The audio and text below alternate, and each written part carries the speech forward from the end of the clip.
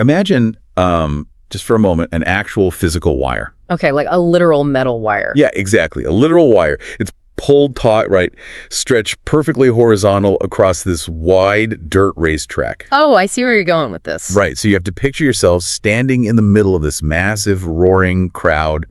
It's the late 19th century, and the air is just, like, incredibly thick with dust. Probably hard to even breathe, let alone see anything. Exactly. And barreling toward that wire at these terrifying breakneck speeds are half a dozen massive muscular horses. And because of all that dust and chaos, you can't actually see who is winning. No, you physically can't. I mean, the human eye just cannot process the speed, the overlapping bodies, and that giant cloud of dirt. So the outcome of the race, the fate of everyone's bets, is just a total mystery. Complete mystery. The entire reality of the event is entirely unknown until the absolute last fraction of a second, when the leading horse's nose physically touches and snaps that wire. It's just, the ultimate suspended reality. You are trapped in this state of total unresolution until that physical barrier is broken. Welcome to the deep dive. And we're going straight into the deep end today. We really are. We're looking at a fascinating stack of source material today, specifically an advanced C2 level English lesson from the Learning English podcast. Right, hosted by John and Emma. Exactly. And they specialize in unlocking these really high, incredibly nuanced levels of the English language. Yeah, they really dig into the idioms and hidden meanings that native speakers use, especially when navigating really intense, high-pressure human situations. I mean, in the past, they've decoded the language of negotiating aggressive business deals, office politics, even the confusing rules of modern dating. But today, the focus is on something that completely dominates every single aspect of your life. Time. Yes, time. We are dissecting the language of time, and more specifically, how our vocabulary reveals our desperate, almost endless struggle to control a resource that is, entirely uncontrollable. Exactly. So our mission for this deep dive is to use this advanced linguistic lesson to fundamentally understand the human experience of time. Right. The psychology of rushing, the mechanics of a deadline. And the strategic weaponization of patience, plus, the visceral panic of procrastination. And what's brilliant about how John and Emma structured this material is that it doesn't just start with the panic of a deadline. No, it starts way before that. It starts with the absolute root cause of the panic. Right, a deliberate delay. Okay, let's unpack this. Yeah. Because the imagery provided in the lesson is incredibly vivid. To explain the first idiom, dragging your feet, they ask you to picture a stubborn child. Oh, yeah, the classic toddler tantrum. Exactly. A child who absolutely refuses to go to school. So the parent is holding the child's hand, literally pulling them forward. But the child refuses to lift their legs. Right. They are deliberately scraping the soles of their shoes against the pavement. Which is, a mechanical resistance. Yes. Because the child knows they can't actually stop the parent from taking them to school. I mean, the parent is bigger. The forward momentum is inevitable. But by grinding their shoes into the concrete, they create this physical friction. Exactly. They are manipulating the physics of the walk to artificially slow down the timeline. But here is where I want to hypothesize about how we use this in everyday language. Because when adults use the phrase dragging your feet, we aren't talking about a physical walk, right? Right, we're talking about mental reluctance. So why do we visualize a lack of motivation as a literal gravitational pull? Oh, that's an interesting question. Right. Is it because, neurologically, cognitive fatigue actually signals our muscles to conserve energy, making our limbs feel literally heavier? That makes a lot of sense. Like when we don't want to make a decision, does the brain actually simulate physical weight to stop us from acting? That is a highly plausible interpretation, actually. The brain translates psychological dread into physiological heaviness. Mental resistance actually feels physically exhausting. Yeah, it really does. What's fascinating here is how the source material scales this childhood image up to the most formal adult environments. Oh, the corporate example. Yes. The prime example they provide is a professional corporate setting. A frustrated employee complains that management is, quote, dragging their feet on approving a new budget. And they note that they asked for the approval 3 weeks ago. Right. 3 weeks. That contrast is just spectacular.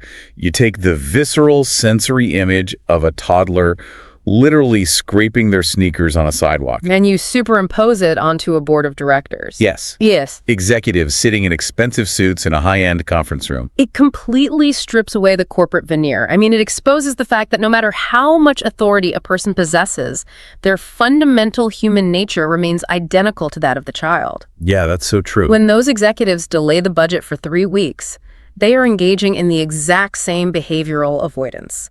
They don't want to make the hard choice, so they create administrative friction. But wait, let me push back a little here. Okay, go ahead. Are we sure this is always an active choice?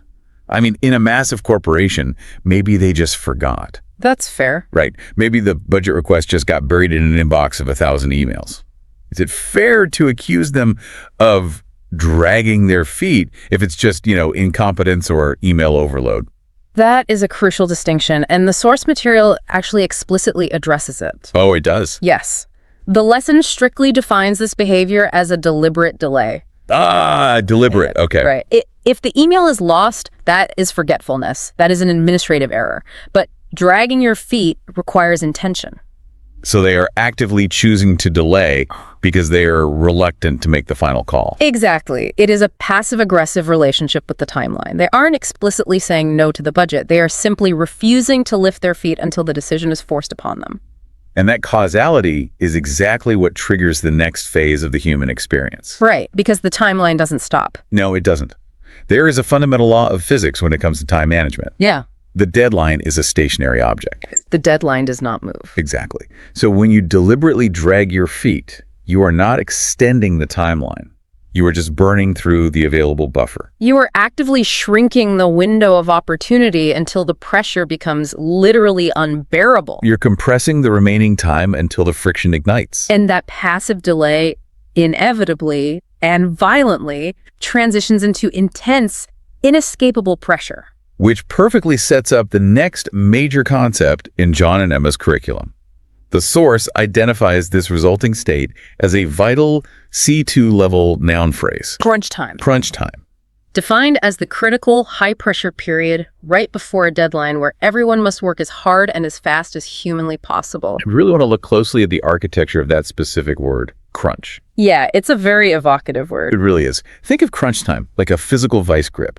When you procrastinate, when you drag your feet, you are slowly turning the handle on that vice grip, bringing the heavy metal walls closer and closer together. Wow, yeah. And by the time the actual deadline arrives, the physical space you have to operate in has been squeezed to absolute zero. That is exactly the mechanism at play. It implies a total lack of dimensional space. Right. Like, when an object is crunched, its physical dimensions are violently reduced. So when you enter crunch time, your temporal dimensions, your available hours and minutes, are violently reduced. You have no room to breathe. No room to iterate and absolutely no room to make a mistake. And what's incredible is how universal this spatial compression is across entirely different stages of life. Oh, definitely. The lesson provides two distinct contextual examples that really prove this. First, it introduces a university student. Right, the classic college experience. Yeah, the student says, I can't go out this weekend. My final exams are next week, so it is officially crunch time. Notice what is happening there psychologically. Yeah, they're actively amputating parts of their life. Exactly. Canceling social events, removing leisure, ignoring friends all, just to fit their necessary study hours into the tiny remaining space of that vice grip. They are shedding anything that isn't absolutely essential for survival. And then the source pivots to the complete other end of the professional spectrum. The software developers. Yes. It outlines a scenario where, because a massive software launch is happening on Friday, it is crunch time for the developers. So whether you are 19 years old cramming for a biology exam in a tiny dorm room, or you are a 40-year-old senior engineer pushing critical code for a multi-million-dollar product launch, The psychological compression feels entirely identical. you are trapped in the crunch. And once you are in that state, your entire biological reality starts to break down. Because you can't sleep. Right. You can no longer sleep when the sun goes down because the timeline simply doesn't allow it. Which transitions us to a completely unnatural state of being. You are forced to abandon human biology and mimic the machine that is rushing you. You have to work around the clock. Around the clock. The visual geometry of this idiom is so stark.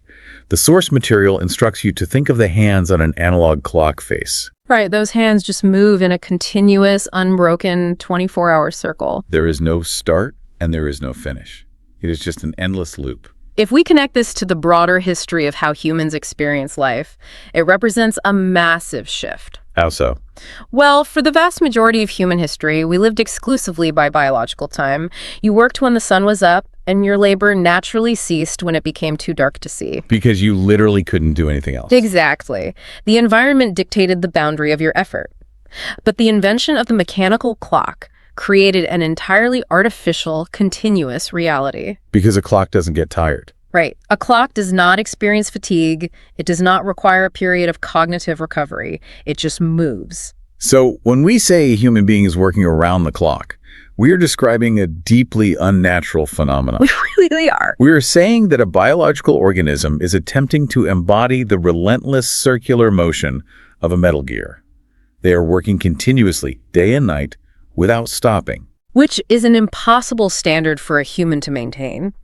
And yet the infrastructure of our modern world absolutely demands it. Look at the specific examples the source provides for this. The first is a hospital pharmacy that remains open around the clock. But that one makes logical sense, right? Yeah, absolutely. Because pathology doesn't respect circadian rhythms. Exactly. A severe allergic reaction or a cardiac event doesn't patiently wait for the sun to come up. Right. Human illness operates on a continuous loop. So we are forced to build human institutions that mimic that continuous loop to fight back. We force pharmacists and doctors to exist outside of natural time to keep us safe. Yes, the medical example is driven by biological necessity. But the second example provided in the lesson is driven purely by modern commercial demands, and it is far more frantic. Oh, the server crash. Yes. This scenario describes a team of engineers who, quote, worked around the clock to fix the server crash before the morning rush. Let's actually visualize that scenario because it is so incredibly common today. Oh, I've been there. It's 3 a.m. The ambient noise of the server room is just this heavy, droning hum of cooling fans. The fluorescent lights are aggressively bright. The worst kind of lighting. Exactly. The engineers are sitting there, their eyes are burning, their posture is terrible, and their cognitive function is just plummeting because their bodies are desperately begging for sleep. But they can't stop.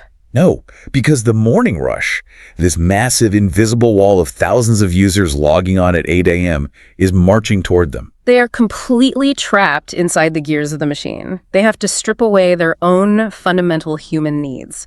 The need for sleep, for rest, for mental clarity, simply to satisfy the demands of a timeline they likely didn't even create. Wait, hold on. This leads me to a question about how we fundamentally view time in these scenarios. What do you mean? Well, when we talk about the morning rush or the ticking clock, it almost feels like we are treating time as an enemy, like it's a villain actively hunting those engineers down. Oh, absolutely. But isn't that a bit melodramatic? I mean, time isn't doing anything to us. It's completely neutral. It's just passing. Aren't we the ones creating the villain by setting impossible deadlines and refusing to accept failure? That is a brilliant point, and it cuts to the core of how language shapes our reality. You are right, objectively, time is just a neutral dimension. Right. But psychologically, when we are trapped in the vice grip of a deadline, the human brain personifies time.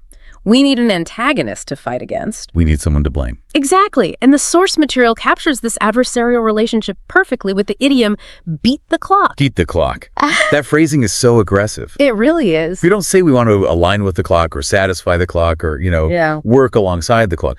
We want to beat it. It frames time management as a literal combat sport. Yeah. The definition provided is to finish a task, a race, or an assignment successfully before the time limit expires. But the use of the word beat transforms the task itself into a secondary concern. Because the primary goal is achieving a victory over time itself. Exactly. The example the lesson gives is of a student who typed furiously, managing to submit her essay and beat the clock. Think about the physical reality of that. She is likely sitting at her laptop at 11:58 p.m. The essay is due at midnight. She isn't thinking about the quality of her thesis statement anymore. No, definitely not. She isn't crafting beautiful prose. She is just furiously hitting keys, trying to force the document through the digital portal before the numbers on the screen flip to 1200. And if she submits it at 11:59 p.m., she wins. She beat the opponent. It is a microscopic margin of victory, just a tiny triumph over the relentless forward movement of the universe. But this constant adversarial relationship, this endless cycle of fighting against a neutral force, generates an incredible amount of psychological distress. It really did. And it produces some of the most stressful imagery in the entire English lexicon, which brings us right back to the image we started this deep dive with. The physical wire. The origin of the idiom down to the wire. Here is where the history of language gets profoundly interesting. As John and Emma explain, this isn't just a metaphor someone dreamed up in a corporate office. No, it comes directly from the physical reality of 19th century horse racing. Right. Before high-speed digital cameras, before laser sensors, the administrators of these massive races had to solve a very real physical problem. How do you objectively prove who won a race when the subjects are moving faster than the human eye can track? Exactly. You have to create a physical breaking point. So they stretched an actual piece of wire across the track exactly at the finish line. And because the races were so incredibly close and the dust kicked up by the horses completely obscured the view of the judges in the crowd. You had thousands of people screaming. Yeah, their money entirely on the line, suspended in total ignorance. The outcome of the race did not exist until the leading horse's nose physically struck and snapped that wire. Now, if we look at how that historical mechanism evolved into modern C2 English, the psychological mapping is flawless. It really is a perfect transition. That literal physical barrier became the ultimate metaphor for the psychological breaking point of uncertainty. The source defines a situation going down to the wire as one where the outcome is not known or resolved until the absolute very last second. And they describe it as a terrifying, stressful experience. And of course it is, because you are denied closure. And the human brain craves closure. Yes, and down to the wire is the active denial of it. What is particularly illuminating is how the curriculum applies this to vastly different spheres of modern anxiety. They provide two distinct examples. Okay, what's the first one? The first is a direct lineage from the physical race, sports. The championship game was tied 1-1, taking the suspense right down to the wire. That makes perfect sense. It's a game, the clock is ticking down to zero, and the fans are suspended in the unknown. It's a direct descendant of the horse race. Right. But the second example takes this concept out of the realm of entertainment and places it squarely in the center of high-stakes society. The political election. Yes. The scenario given is, quote, "The political election was so close, it went right down to the wire. They didn't know who won until the final votes were counted at 3 a.m. Think about the scale of that anxiety. Yeah. And just to be clear, no matter what side of the aisle you're on or where you live in the world, we all experience that same exact anxiety watching those results. Oh, absolutely. It's universal. We are no longer talking about a wager on a horse or a plastic sports trophy. We are talking about the legislative fate of a city, a state, or an entire country. People are sitting in their living rooms at 3 a.m. watching a map on a screen, completely powerless. Right.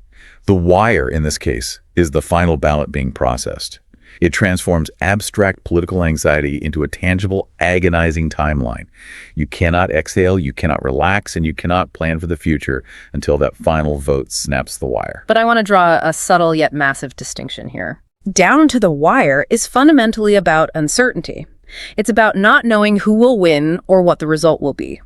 However, the source material introduces a sibling idiom that shifts the focus entirely. Oh, in the nick of time. Yes. It moves from the anxiety of uncertainty to the pure adrenaline of sheer survival. In the nick of time. The definition here is highly specific, acting at the absolute last possible moment, just before it becomes irreparably too late. Right. If beating the clock is about winning a gladiatorial match and down to the wire is about waiting for a result, in the nick of time is pure action movie logic. It is a narrow escape from absolute disaster. The scenario the lesson paints to illustrate this is incredibly stressful. I get stressed just reading it. Seriously. Imagine you are rushing through an airport. You sprint to the gate, breathless, and the mechanical doors to the airplane jet bridge are physically closing. They are inches away from sealing shut. And you manage to turn your shoulders and slip sideways through that tiny gap right before they lock. You didn't just win a race. You avoided being entirely stranded. You avoided the total catastrophic failure of your travel plans and the financial ruin of buying a new ticket by a margin of mere seconds. And the other examples in the text escalate the stakes even further. One details a frantic rush to a hospital. We got to the hospital in the nick of time. The baby was born 5 minutes later. Wow. And then In the final vocabulary review section, they literally invoke the ultimate cinematic trope. The hero disabled the bomb in the nick of time. This raises a very interesting question about how we process modern life. Yeah. Why do native English speakers love to dramatize their schedules to this degree? Why do we use the language of bomb defusal and frantic hospital dashes to describe, missing a train or submitting a spreadsheet? I think it goes back to the rigidity of the systems we've built. Historically, life was a bit softer around the edges. Like more flexible. Yeah. If you were walking to the next village and it took an extra hour, you just arrived an hour later. It wasn't a catastrophe. But today, our modern logistics are entirely unforgiving. The deadlines are absolute. Exactly. If you miss the airplane doors closing, the machine does not care why you were late. It does not care about traffic or your broken alarm clock. The consequence is immediate and absolute. Right. The plane just leaves without you. So slipping through those doors actually does feel like disabling an explosive device because the modern schedule is a kind of bomb. If you don't defuse it by arriving exactly on time, it detonates your entire day. It turns everyday logistical tasks into high-stakes survival scenarios, and the emotional toll of constantly navigating that explosive landscape is immense. It is genuinely exhausting. I mean, if you were listening to this deep talk right now, you might literally be feeling your heart rate elevate just visualizing all of these scenarios. Well, no, mine is. Because up to this point, the entire linguistic landscape mapped out by this lesson has been frantic. We've traced the trajectory from the physical friction of dragging our feet straight into the violent vice grip compression of crunch time. Mimicking machines to work around the clock. Desperately fighting time to beat the clock, sweating in ignorance down to the wire, and narrowly surviving absolute disaster in the nick of time. It is a terrifying way to exist. Which is exactly why the source material executes a brilliant structural pivot here. Yes, I love this part. The creators of the lesson explicitly state, let's flip the script. They shift the focus away from the people who are running and ask us to look at the people who are standing perfectly still. Yes. What about the people who aren't sprinting through the airport? What about the people who aren't sweating at 3 a.m. over a server crash? They introduce the concept of strategic stillness. We enter the realm of biding your time. To bide your time. Just saying the phrase out loud feels like taking a deep, necessary breath. Doesn't it? And the etymology provided in the lessons breakdown is beautiful. The word bide comes from an ancient Old English root that simply means to wait or to remain. To wait or remain.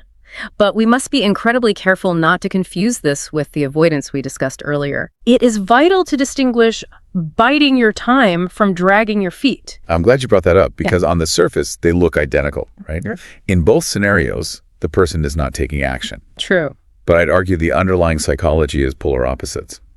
Dragging your feet is rooted in fear. It's a lack of motivation. It is a fundamental lack of control, where you are letting time drag you forward while you put up a futile physical resistance. Exactly. Dragging your feet is the behavior of a victim. Biding your time, however, is the behavior of a master. Oh, I like that phrasing. Thanks. It means to wait patiently and quietly until the absolute perfect opportunity arises for you to take decisive action. It is strategy chosen over panic. It is the active, calculated weaponization of patience. You're actively choosing stillness. The real-world applications the source provides to illustrate this are wonderfully Machiavellian. They really are. What's the first one? The first scenario is a business strategy. The investor didn't buy the stock when it was expensive. She bided her time, waited for the market to crash, and then bought the company for half the price. Look at the power dynamics in that scenario. That investor is not a victim of the clock. She is standing outside of the arena watching the clock work against everyone else. Yeah, she's just watching them panic. Right. She waits for the rest of the market to enter crunch time, to sell off their assets in a frenzy, and only then does she step in. She uses everyone else's temporal panic to secure a massive advantage. There is another example that applies this strategy to everyday career management. The lesson outlines a scenario where an employee says he wasn't ready to ask for a promotion. He decided to bide his time until he completed the big project. That is the essence of calculated leverage. If you rush into your boss's office and demand a promotion on a random Tuesday, you like the leverage to secure it. You're just acting on impulse. But if you deliberately wait, if you bide your time until you have undeniably proven your value through the successful completion of a massive, highly visible project, your probability of success skyrockets. The period of waiting is not wasted time. The waiting itself is an active mechanism of the strategy. So, if biding your time is the ultimate form of temporal control, is it the ultimate solution? I mean, while everyone else is getting squeezed by crunch time and sweating down to the wire, the person biding their time is sitting quietly, conserving their energy, watching the pieces move on the board. It seems like the perfect way to live. It is an incredibly powerful strategy, but the source material is quick to issue a profound philosophical warning here. A warning. Yes. Strategy is an intellectual construct, but biology and the physical universe are unrelenting. If you bide your time for too long, if you sit on the sidelines waiting for a mathematically perfect moment that simply does not exist, you risk the ultimate tragedy. The tragedy of realizing the game is over and you never actually played. Precisely. Because beneath our artificial deadlines and our clever strategies, the actual speed of human existence is terrifying. And the lesson introduces an idiom to capture the sheer, imperceptible velocity of a human life. In the blink of an eye. Yes, in the blink of an eye. This is where the curriculum really transcends basic vocabulary and enters deep existential philosophy. It definitely gets heavy. Let's look at the actual biological reality behind this phrase, because it's vital to understanding the idiom. A blink is the single fastest movement the human body can voluntarily execute. Right. It takes roughly 1/10 of a second. It is so incredibly fast that our brains literally edit the darkness out of our visual perception. Wait, really? Yeah. You do not see a black flash when you blink. Your brain stitches the visual feed together seamlessly. The darkness happens, but you are completely unaware of it. So the English language takes this microscopic, imperceptible biological reflex, a fraction of a second that you don't even consciously register, and it uses it as a metaphor to describe the terrifying speed of macro time passing. Right. If an event happens in the blink of an eye, it happens incredibly fast, with an almost shocking suddenness. The dual nature of the examples provided in the source text carries immense emotional weight. On one hand, it can describe a literal physical event that occurs in real time. Like the purse snatcher example. Exactly. The text provides the scenario. The thief grabbed her purse and disappeared into the crowd in the blink of an eye. The action in that example is immediate, shocking, and entirely concluded before the victim's brain can even process that a crime has occurred. Right. It's a physical suddenness. But the second example they use is devastating. It's a statement parents make universally. I feel like she was just a baby yesterday, and in the blink of an eye, she is graduating from university. Wow, yeah, that sentence is the emotional core of the entire lesson. It highlights the profound tragedy of human perception. Because in our daily lives, time feels incredibly slow. Right. When you are a child dragging your feet on the way to school, or an adult suffering through the 90 hours of a crunch time project, the individual hours feel like physical weights. They seem endless. But when you zoom out and look back, the human brain executes that same editing trick it uses for a physical blink. Oh, that's a brilliant connection. It edits out the mundane days, the boring weeks, the quiet years, and it stitches the major milestones together. And the result is that a massive 22-year journey, thousands of days of changing diapers, teaching a child to walk, helping with homework, driving to sports practices, is compressed by the human heart into a single fleeting blink. You blink your eyes and the baby is suddenly an adult holding a diploma. It is the brutal realization that while you were so busy managing the daily artificial deadlines, while you were trying to beat the clock at the office, the grand, unrepeatable narrative of your actual life was rushing past you. And when individuals suddenly wake up to how rapidly those decades have vanished, they are almost universally struck by a specific, suffocating emotion. The sheer weight of regret. Regret. The devastating realization that they bided their time for far too long. They waited for the perfect time to travel, the perfect time to pursue a passion, or simply the perfect time to sit quietly and be present with their family. And the psychological response to that intense regret is a desperate, almost frantic attempt at recovery. A phenomenon perfectly encapsulated in the next idiom, make up for lost time. To make up for lost time. Think about the burden embedded in that phrase. To attempt to make up for lost time means to put a massive, vigorous, almost aggressive amount of effort into doing things you failed to do earlier. You're trying to somehow recover the hours that were wasted or rendered unavailable to you. The source material provides a heartbreakingly common example of this modern condition. It describes a man, quote, after working 80-hour weeks for 10 years, he finally retired. Now he travels the world every month, trying to make up for lost time. Let's just pause and do the math on that man's life. An 80-hour work week is double a standard full-time job. Yeah, it leaves virtually 0 hours for leisure, relationships, or personal growth. That is an entire decade of waking up, working until exhaustion, and going to sleep. It is total, absolute subjugation to the artificial clock. And then finally, the work stops. The bank account is full. But he cannot go back and buy the physical vitality of his younger years. No, he can't. He cannot repurchase the decade of his youth that he traded away. So what is his psychological response? He travels the world every single month. He tries to forcefully compress a decade's worth of joy, exploration, and freedom into whatever fragile years he has left. The curriculum also points out a very modern collective manifestation of this exact trauma. It references the global pandemic. Oh, right. Since they were separated during the pandemic, the couple is traveling a lot to make up for lost time. We all witnessed this, didn't we? An entire globe of people suddenly had their timelines frozen. They were physically separated from the people they loved, trapped in their homes. And when the doors finally opened, they were released back into the world with this frantic, almost manic desire to reconnect and consume experiences. Which brings us to the ultimate philosophical debate at the heart of this deep dive. I really want to look at the mechanics of this idiom. Can a human being ever truly make up for lost time? It's a tough question. Is time analogous to a financial bank account? Can you deposit double the amount of joy today to magically erase the deficit of a miserable yesterday? Or does this phrase simply exist as a monument to our desperate, deeply human desire to try, even when we know it is logically impossible? I have to believe it's the latter. This is the sunk cost fallacy applied to human existence. Yeah. We know logically that we cannot rewind the clock. The decade of the 80-hour work weeks is gone forever, but the human spirit stubbornly refuses to just accept the loss. Making up for lost time is a rebellion. It is a refusal to let the regret paralyze you into doing nothing. It is a vigorous, active, defiant recovery. But here's the catch. What's the catch? Even that act of defiance, traveling every month, cramming your schedule with joyous events, requires immense amounts of energy. It absolutely does. Whether you are running frantically down to the wire in a panic, or you are vigorously traveling the globe to make up for lost time in a state of joyful rebellion, you are expending massive amounts of physiological and psychological energy. You are constantly in motion. And humans have a finite limit. We are flesh and bone. We are not the mechanical gears inside the clock. Right. Which brings us perfectly to the final and perhaps the most liberating idiom presented in the source material.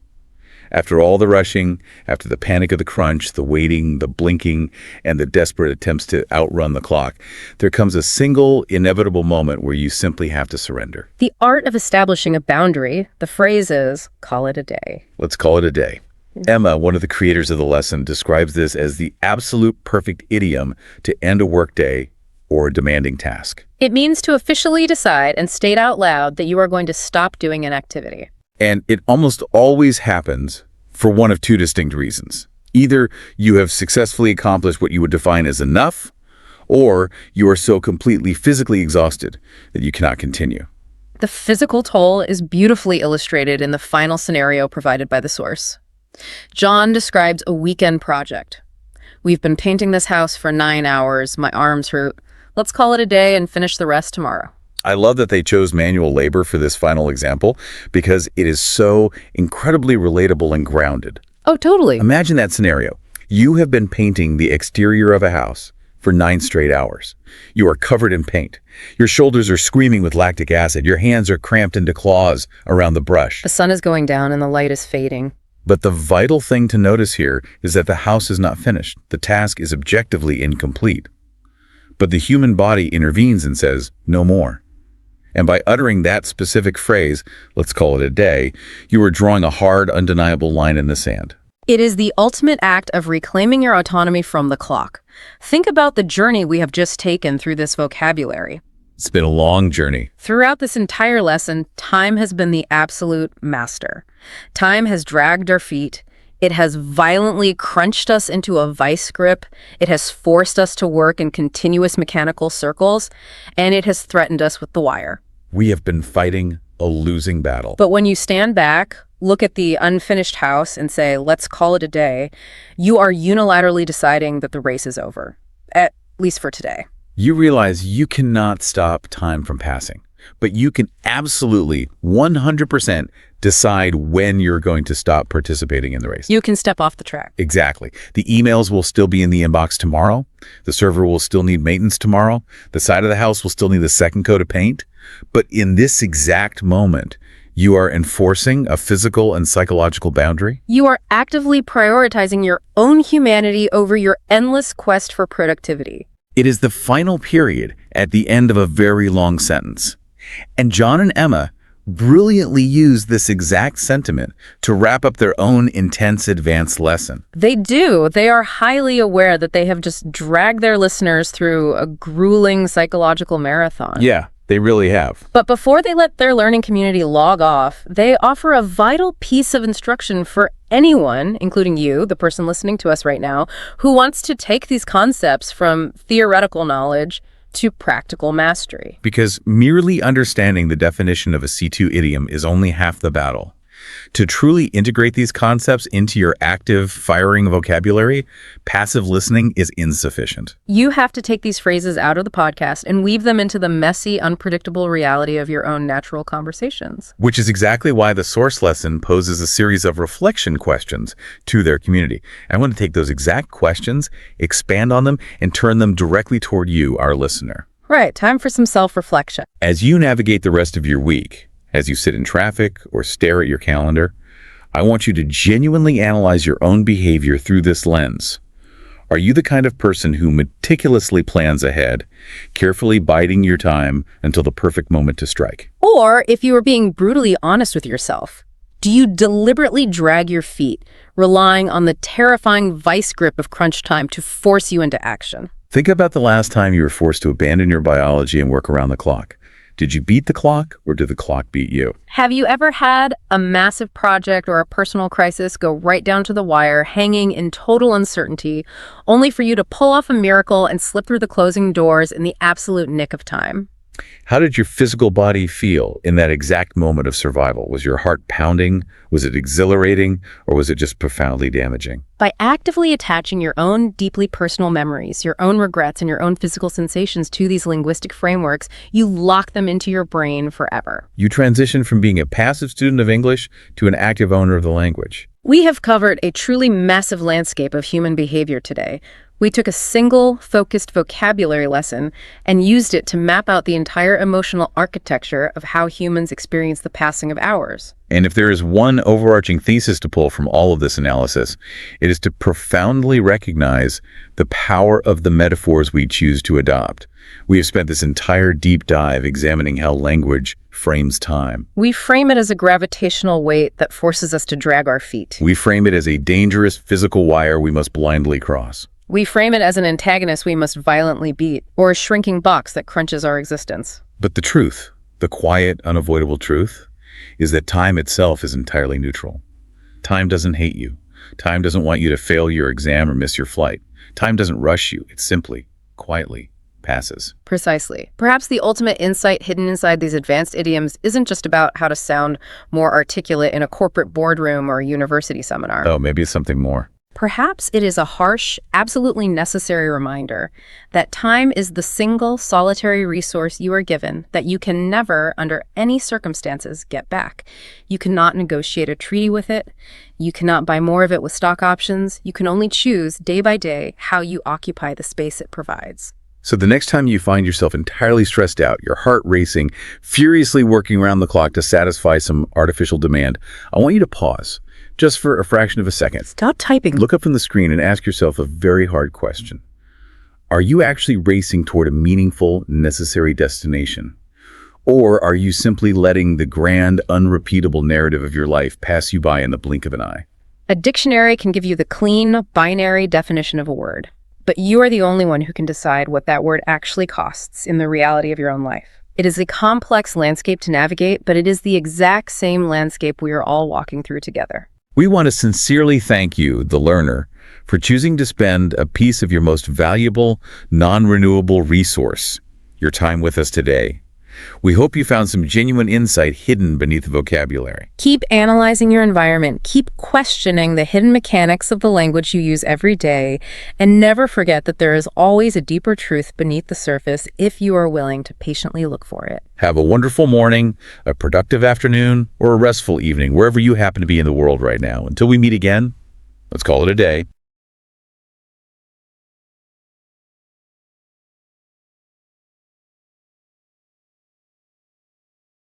Usually when we talk about time, we picture something incredibly rigid. Right, like a ticking clock on the wall. Exactly. Or, a stressful deadline at work, or the panic of taking a project right down to the wire. We treat time like this invisible mechanical grid that we're all just, helplessly trapped inside of. Yeah, we imagine we're just passively floating through it while the hours tick away, totally indifferent to whatever we happen to be doing. But the reality is, and this is what we're looking at today, the battlefield where we actually fight against that grid is the English language. It absolutely is. Today, we're diving into this really fascinating source material, an advanced C2 level curriculum of English idioms focused entirely on time. And just to be clear to you listening, the mission of this deep dive isn't just to, memorize a list of vocabulary words so you can pass a proficiency test. Oh, definitely not. We're exploring the profound philosophy of human behavior hidden inside these phrases. They reveal that we don't passively experience time at all. We actively wrestle with it. Right.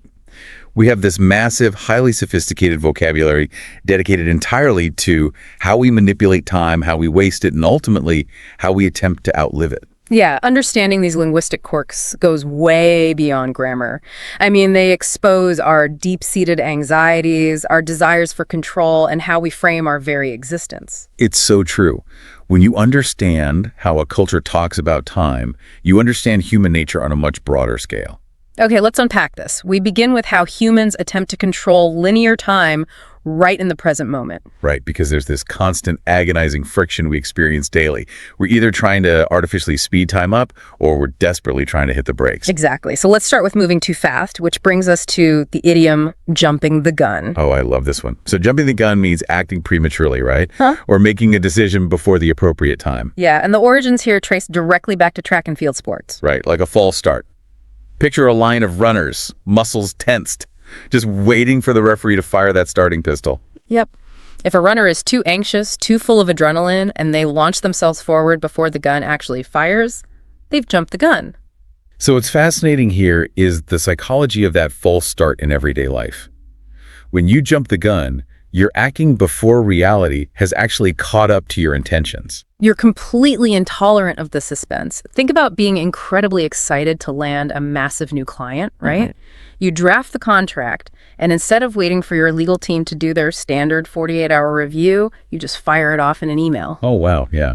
You totally jumped the gun. Or you walk into an open house, fall completely in love with the architecture, and put down a non-refundable deposit before you even get the structural inspection report. Wow, that's a dangerous one. But you let your anticipation entirely override the present reality. You want the dopamine hit of the closed deal or the new house right now. Right, so you try to force the future into the present. But what happens when we flip that scenario? What if reality is moving entirely too fast and you realize you aren't ready for the future to arrive? Well, that brings us to buying time. And obviously, there's an irony baked into this phrase because you cannot literally purchase an extra hour with money. Yeah, wealth cannot bribe the clock. It can't. Idiomatically, buying time refers to a stalling tactic. It's a deliberate action taken to delay an impending event. Like creating an artificial buffer so you can think, prepare, or just find a solution to a problem you aren't ready to face. Exactly. And the examples of this are so universally relatable. Picture a high-stakes courtroom, right? You have a lawyer standing before a judge, desperately waiting for their crucial star witness to arrive. But the doors are closed. Right. So what do? They start asking the current witness these incredibly slow, meandering, borderline irrelevant questions. Just to eat up the clock. They're artificially expanding the current moment, just buying time until those heavy wooden doors swing open. Yeah, or imagine a CEO at a disaster of a press conference. A journalist asks a piercing question, and the CEO gives this vague, jargon-filled 10-minute non-answer. Classic. They're just buying time until the PR team can pull the fire alarm or hand them a prepared statement. Exactly. Both of these idioms, jumping the gun and buying time, reveal a fundamental human discomfort with existing in the present moment exactly as it unfolds. We feel this obsessive need to manipulate reality for a strategic advantage because we either feel too eager or too unprepared. Actually, manipulating time in these ways is almost exactly like driving a car. Ooh, I like that. How so? Well, jumping the gun is slamming your foot on the gas pedal before the traffic light even turns green. You're basically begging for a collision. Right. And buying time is riding the brakes, dragging your tires to avoid crossing an intersection before you're completely ready. In both cases, you're flat out refusing to just coast at the actual speed limit of the present moment. That's a great way to put it. But, all of that anxiety assumes time is a tool we're trying to use for some strategic outcome. Right. What happens when that tool is taken away? Like when we aren't in a high-stakes negotiation or a race? Time transforms into something else entirely. It becomes a heavyweight, which moves us from the anxiety of timing an event to the sheer burden of waiting for one. Yeah, when time isn't a tool, it becomes an obstacle we have to carry around. And the source material highlights two incredibly descriptive idioms for this state of idle time. The first is killing time. Right. Killing time means doing something trivial, unconstructive, or just mildly entertaining, simply to pass the hours while you're waiting for a real event to begin. We've all done this at an airport. You check the departure board and realize your flight has a sudden 4-hour delay. The worst. Yeah, and you aren't going to start a major work project. So you kill time. You wander aimlessly through the duty-free shops, smelling colognes you'll never buy. Or you slowly drink a wildly overpriced coffee. Exactly. Or you arrive at a dentist appointment 20 minutes early, so you flip through a 5-year-old magazine in the waiting room just to kill time. But I have to push back on the language itself here. Oh, what do you mean? Think about the word killing. It sounds so aggressively violent for such a casual, mundane situation. We're talking about reading a magazine or drinking coffee, not going into battle. Why do we treat idle moments as an enemy that literally needs to be assassinated? This raises an important question about our modern obsession with productivity. In a hyper-capitalist, constantly connected society, an empty hour isn't viewed as a moment of peace. It's perceived as a void. A threat, even. We use the word kill because an unoccupied moment makes us deeply uncomfortable. Stillness forces us to sit quietly with our own thoughts, which can be terrifying for a lot of people. So true. So we feel the need to violently eliminate those empty minutes with distractions. We assassinate minutes to avoid confronting ourselves. Yeah, which makes the next idiom even more fascinating. Because if you have a permanent surplus of free time, you aren't just killing it in a waiting room. You have time on your hands. Time on your hands. It's such a visual phrase. It really is. Imagine physically holding a bucket that is completely overflowing with hours and minutes just spilling onto the floor. Having time on your hands means you possess a massive amount of unoccupied free time. But notice how native speakers actually deploy this phrase in conversation. Yeah. It's almost exclusively used as a critique. Yes, it is almost never a compliment. It strongly implies that the person is bored and using their vast amounts of free time to do something foolish, overly obsessive, or just completely unnecessary. Right, like picture a neighbor who spends 6 hours a day meticulously measuring the blades of grass in his front yard with a wooden ruler. Just to ensure they're exactly 2 inches tall, you'd look out your window, shake your head, and say, wow, he clearly has way too much time on his hands. Or a retiree who suddenly has all this empty space in their calendar, so they start aggressively policing the neighborhood parking rules, leaving angry notes on windshields. Oh man, yeah. This perfectly highlights the cultural suspicions surrounding unstructured time.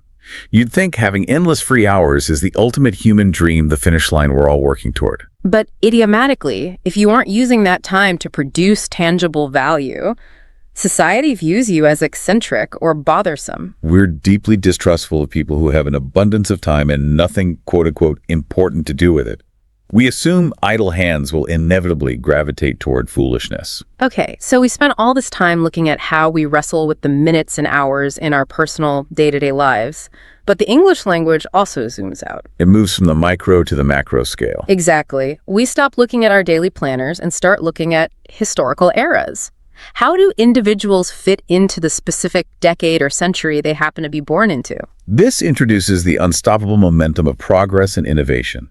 Society functions like a massive moving glacier. Right. Fashions change, technology evolves, cultural norms shift, and your relationship to that massive momentum defines your place in time. So if you refuse to adapt to the modern world, the idiom states that you are behind the times. Behind the times, meaning you're old-fashioned, outdated, or completely oblivious to current trends and modern technology. Historically, you can look at the Luddites people who literally smash mechanical looms because they violently refuse to adapt to the Industrial Revolution. But modern examples are just as vivid, you know. If you run a retail business today in this economy and you still refuse to build a website, you are agonizingly behind the times. Or if you walk into a corporate office and their main accounting software has a gray, pixelated interface that looks like it was built in 1995. Oh, that entire department is behind the times. The world moved forward, and they chose to stay anchored to the past. But consider the absolute opposite phenomenon. What if you're moving faster than the era you live in? Like if you invent a technology so advanced or create a piece of art so wildly innovative that contemporary society simply lacks the cognitive framework to understand it. Exactly. In that case, you are ahead of your time, a visionary. Your ideas are so futuristic that the people currently alive around you cannot grasp your brilliance. Nikola Tesla is a prime example of this. His vision for wireless energy and scientific advancement was entirely ahead of his time. Or Vincent van Gogh, who famously died in crushing poverty because his swirling, emotional painting style was so unique that his contemporaries viewed it as the work of a madman. He was a genius ahead of his time. But here's where it gets really interesting for me. Yeah. We frame being ahead of your time as this incredible compliment today. But isn't it actually a brutal curse? Wait, that's a great point. Van Gogh died impoverished and depressed. Exactly. Tesla faced immense public ridicule and financial ruin. If you are ahead of your time, society doesn't throw you a parade, they reject you, mock you, or lock you away. I completely agree. The romanticized version of this phrase ignores the lived reality. In the present moment, being a visionary is profoundly isolating. The human brain is essentially a prediction machine. It likes patterns it recognizes. When a society encounters a paradigm-shifting idea or an entirely new form of art, it breaks their prediction model. They register it as noise or error or madness. It takes a generation or more for the societal baseline to shift enough to recognize the pattern. So the visionary pays the price of isolation, so the rest of us can eventually enjoy the breakthrough. Precisely. But if we connect this to the bigger picture of historical momentum, that isolation is ultimately resolved. Truth and quality have a gravity to them. Right, and the recognition of a visionary's genius is, as the next idiom states, only a matter of time. Only a matter of time. Imagine a ticking clock counting down to an inescapable conclusion. This phrase means an event is an absolute, unavoidable inevitability. It removes all the variables. It's guaranteed to happen. It's not a question of if, but when. It speaks to forces that are larger than human intervention. And there are negative and positive applications of this inevitability. Definitely. On the negative side, physics and probability will eventually catch up with bad decisions. If a reckless driver constantly speeds through red lights and weaves through traffic, it's only a matter of time before they cause a devastating crash. Or if you buy a house with a visibly sagging, leaking roof and you refuse to repair it, it is only a matter of time before it collapses into your living room. The structural failure is already written into the future. But on the positive side, momentum also applies to human effort. If you have an incredibly talented, dedicated musician working tirelessly at their craft, playing every small venue they can find, It's only a matter of time before they get a major record deal or win a Grammy. right. Or in the case of Van Gogh, it was only a matter of time before society's aesthetic tastes caught up to his genius. The universe, eventually, balances the equation. And that sense of grand inevitability brings us to the final horizon in our linguistic journey. Once we accept that time is moving forward uncontrollably, all we can do is look backward at our mistakes and look forward to see what survives us. We start with a phrase that serves as the bedrock of both business strategy and personal philosophy, which is in the long run. Ah, yes. This idiom forces us into deferred gratification. It contrasts sharp, short-term pain with an ultimate distant payoff. It basically means over a long period of time, or eventually. Because biology wires us to seek immediate comfort. In the long run, requires you to intentionally detach from the discomfort of the present moment and anchor your focus entirely on an abstract future outcome. Think about the decision to go back to university as an adult. It's going to drain your savings, you will lose countless hours of sleep, and your social life will pretty much vanish. In the short term, it is pure struggle. But in the long run, it secures a better career and intellectual fulfillment. Or take the exact journey required to master C2 level English idioms. It's incredibly difficult. It requires daily frustration, making embarrassing mistakes in conversation, and staring at textbooks. It's exactly like the daily struggle of physical exercise. Dragging yourself out of a warm bed at 5 a.m. to go for a run hurts today, but it pays off in the long run. You're trading today's comfort for tomorrow's strength. But what happens when we look backward instead? As the years stack up, we inevitably look back at our youth. We feel this deep, agonizing ache to undo a specific mistake. We wish we could turn back the hands of time. Turn back the hands of time. This is undoubtedly the most poetic and emotionally devastating idiom we're exploring today. It really is. It's reserved almost exclusively to express profound regret. Notice how literal the imagery is. It refers to the physical hour and minute hands on a traditional analog clock. The psychological fantasy here is that if you could physically reach out, grab those metal hands, and spin them counterclockwise, you could unravel physics. You could travel into the past to unsay a cruel word, change a life-altering decision, or just inhabit a beautiful, fleeting memory for one more minute. Think about the heartbreak of knowing you deeply hurt someone you love and wishing you could turn back the hands of time to swallow those words before they cause the damage. Or just staring at old high school photos and feeling that heavy ache of nostalgia for a simpler era. So what does this all mean? I want to pause on the vivid imagery of this phrase. It relies entirely on the mechanical hands of an analog clock. You can visualize the physical act of spinning them in reverse. Right, the tactile element. But today, we live in a digital world. A clock is just flashing LEDs on a smartphone screen. You can't physically spin glowing numbers backward. That's true. I wonder if growing up in a purely digital clock world might eventually change how future generations conceptualize regret, simply because that tactile metaphor of rewinding the hands is disappearing. Well, I hear the concern about losing the physical metaphor, but I suspect the psychological weight of regret is too deeply ingrained in the human condition to fade away just because the clock face changes. That's a fair point. The pain of regret is tied to the irreversibility of physics, not the mechanics of a timepiece. The cold reality remains, whether analog or digital, we cannot turn back time.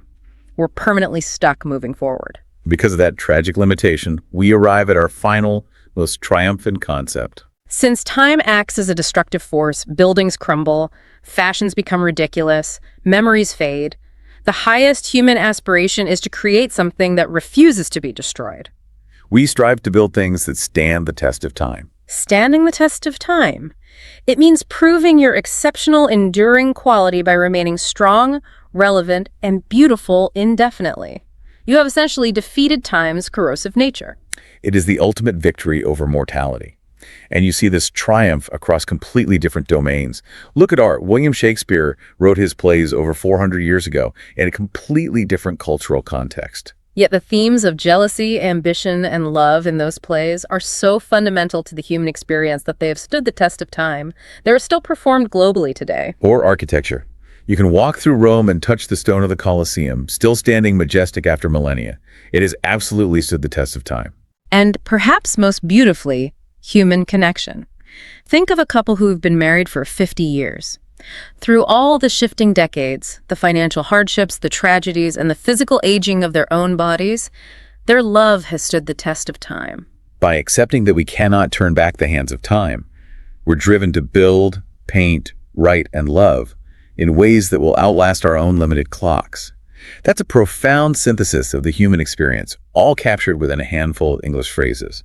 It really is an incredible conceptual journey. Let's briefly retrace the ground we've covered today. We started with the anxious track and field energy of jumping the gun and the stalling tactics of buying time. Then we examined the societal pressure that makes us want to violently kill empty hours and the burden of having too much time on your hands. We saw the tragedy of being a visionary ahead of your time, ultimately resolved by the absolute inevitability that recognition is only a matter of time. And finally, we moved from the deferred gratification of the long run and the aching regret of wishing to turn back the hands of time to the eternal endurance of the Colosseum standing the test of time. So to you listening, the most practical way to internalize all of this is to apply these concepts to your own life. Write out your own examples. Tell a story about a time you jumped the gun or a moment you regret and wish you could turn back the hands of time. Connecting these idioms to your own personal history is absolutely the fastest way to lock them into your long-term memory. Mastering these phrases doesn't just help you pass an advanced English exam, it adds profound depth, nuance, and maturity to how you communicate your journey through life. Which leaves us with one final, deeply provocative concept to consider before we wrap up. Linguistic relativity suggests that the specific language we use shapes our perception of reality. Ah, the Sapir-Whorf hypothesis. Yes. If that is true, could actively internalizing these advanced English phrases change the psychological way you experience the passing of time itself? That's wild to think about. Like, if you train your brain to think in terms of the long run, do you biologically become a more patient person? Or if you stop using violent language like killing time, do you suddenly find more peace and less anxiety in moments of stillness? That is something to truly sit with. The words we use are the lenses through which we view the clock. Change the words, and you might just change how fast the clock seems to tick. Thank you so much for joining us on this deep dive into the language of time. We loved exploring this with you. It was an absolute pleasure. Take care of your time, and we will catch you on the next deep dive. Goodbye, everyone.